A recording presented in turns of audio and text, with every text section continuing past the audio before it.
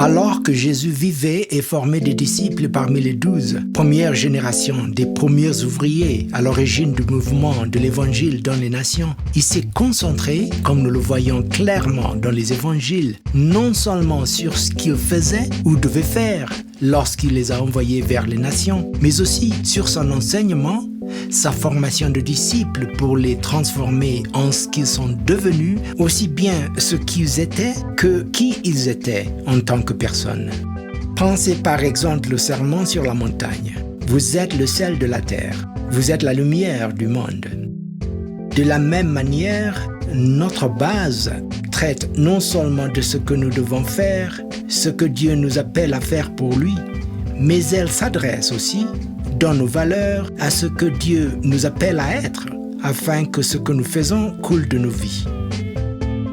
Beaucoup de gens m'ont dit qu'ils trouvaient que 9 valeurs fondamentales, c'était beaucoup à retenir, et je pense que c'est un commentaire juste. Mais d'un autre côté, nous ne voulons rien perdre de la richesse de ce à quoi Dieu nous a appelés. Alors, laissez-moi essayer de simplifier les choses pour vous et voir si cela vous aide à garder à l'esprit ces valeurs fondamentales qu'il nous a données. Je trouve utile de penser que notre principale valeur fondamentale est notre première valeur, la passion de connaître, d'aimer et de devenir comme Jésus-Christ. Le connaître et l'aimer et devenir comme lui.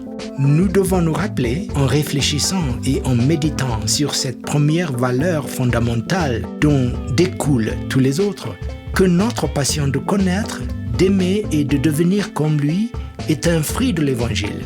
C'est un fruit de sa passion de nous connaître, nous aimer et devenir comme nous.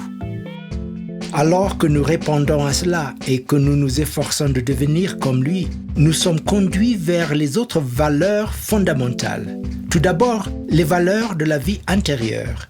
Cela m'aide de les voir comme les valeurs fondamentales qui décrivent notre relation verticale, la façon dont nous nous engageons dans notre vie intérieure avec Dieu lui-même à travers les Écritures.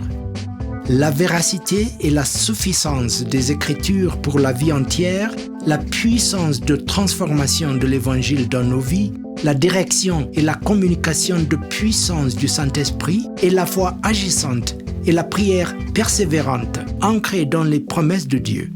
Ce sont les manières dans lesquelles nous nous engageons avec Dieu lui-même dans notre vie intérieure et tirant de lui la force, l'énergie et la grâce de devenir comme Jésus. Il y a ensuite des valeurs fondamentales relationnelles qui expriment la manière dont ce que nous sommes peut avoir un impact sur nos relations avec les autres.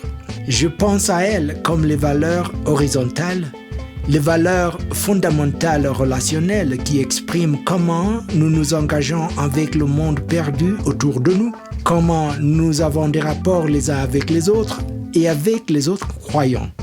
La dignité et la valeur de chaque personne, l'amour et la grâce exprimés parmi nous dans la communauté, les familles et les réseaux relationnels alors que nous formons des disciples dans les nations. Il y a ensuite des relations interdépendantes dans le corps de Christ à mesure que nous faisons avancer l'Évangile. Nous avons donc les valeurs fondamentales de la vie intérieure et relationnelle qui découlent de notre passion de connaître, d'aimer et de devenir comme Jésus. Elles façonnent qui nous cherchons à être en tant que personnes qui aident d'autres en les formant comme disciples. Ce qui nous amène à notre tour à devenir sel et lumière dans le monde dans lequel il nous a appelés à vivre pour lui.